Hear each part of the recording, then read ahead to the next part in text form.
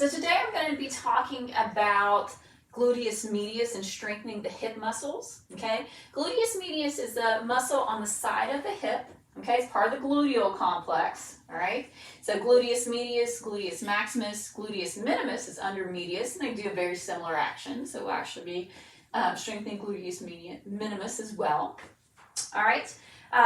This muscle, gluteus medius and minimus, will take your leg out to the side. So what it does, hip abduction. However, one of the most important things it does, it keeps the pelvis level when you're on one leg, okay? And this may not seem like such a big deal, but we're on one leg a lot. When we're going up and down stairs, when we're running, we're doing certain activities. And then if you can't maintain this, if your gluteus medius is weak, this is what happens, which puts a lot of strain on the knee and the ankle, and then you'll end up having problems and breakdowns in those areas. So we're going to start working on some hip strengthening to help strengthen that area. First one I like to do is called sideline hip abduction, and this is the first one I usually give my patients. Go up right against a wall. It'll help keep your form where it needs to be. You're going to have one leg bent, foot on the wall, one leg straight, leg on the wall, and you're just going to bring that leg up and you're going to hold it. Hold it about 10 seconds.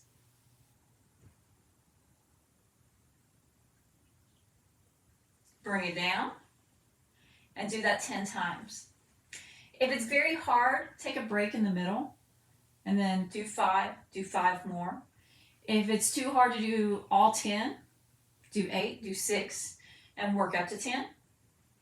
If you find this easy, put an ankle weight on the ankle and make it a little bit harder.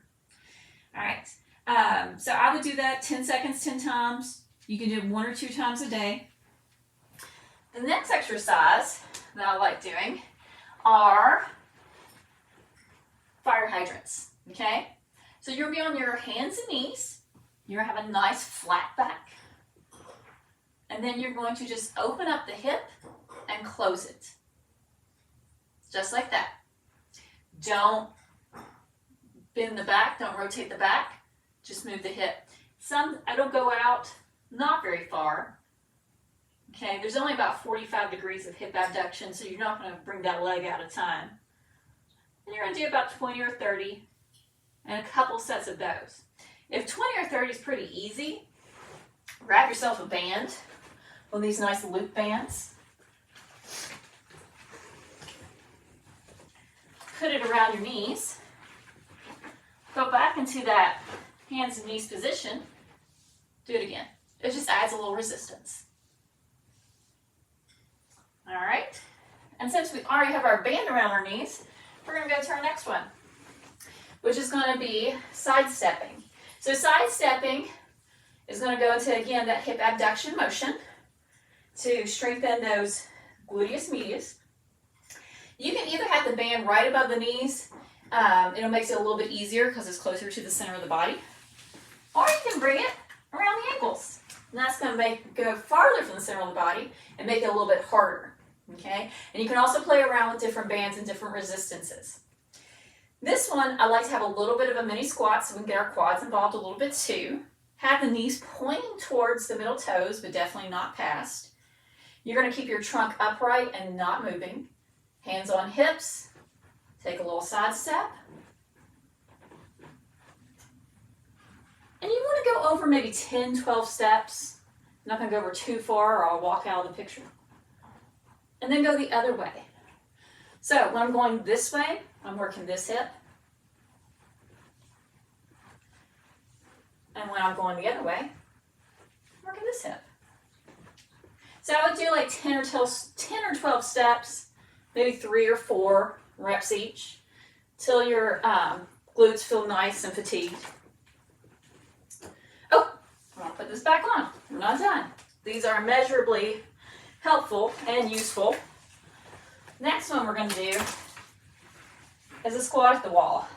So step out, okay, at the wall so that you have room to come down.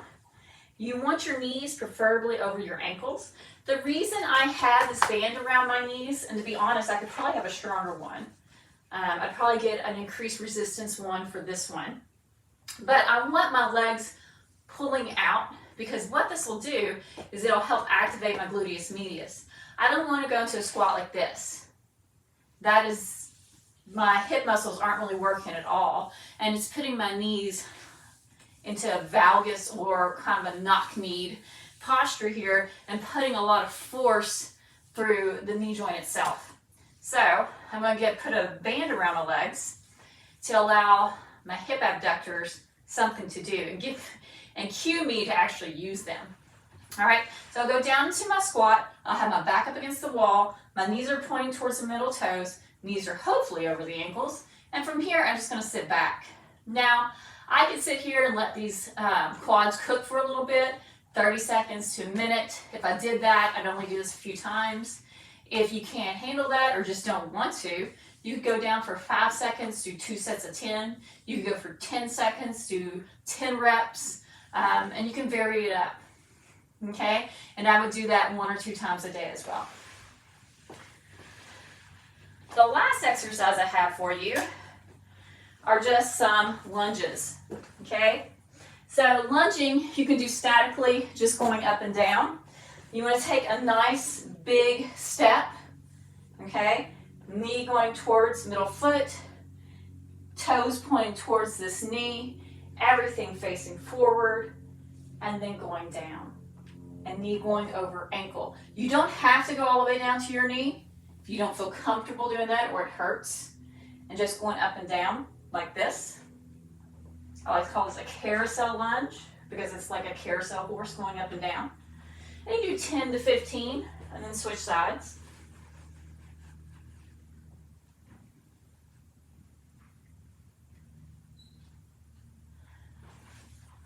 You can also do a walking lunge, which would just be taking a nice big step, going down, stepping forward, next side, going down, and going 10 to 20 lunges up, 10 to 20 lunges back a couple times, just whatever it takes to fatigue. And that will work quads and glutes. So those are some simple exercises that everybody can do to help strengthen this area. One thing to note is that once you strengthen that area, once you strengthen your hip abductors, your gluteus medius and minimus, and I've had this happen to a lot of people, especially runners or athletes, when they strengthen that area and then they go back to do their sport, they tend to fall back into whatever bad habits they had, so they just still don't activate the muscle.